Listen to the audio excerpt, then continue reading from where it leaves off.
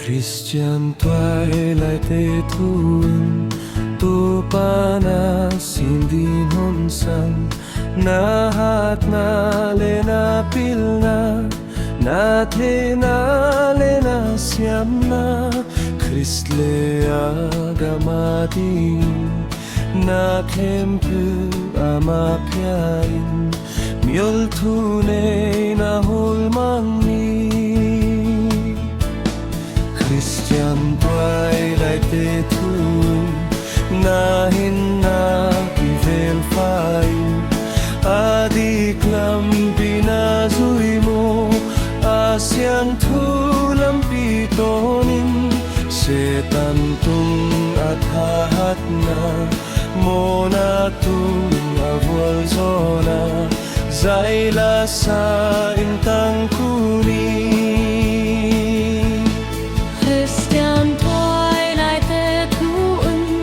Amang Khate zang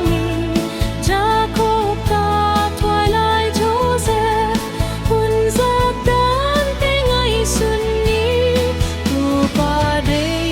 bang sinin ni teng sing lam te poain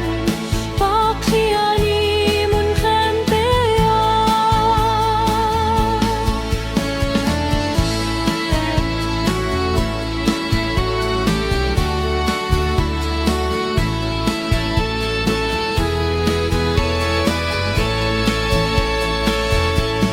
Khristian Tuailaite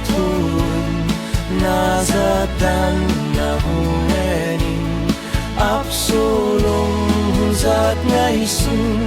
ahat sang son hun tezong ahepi huay hun zang te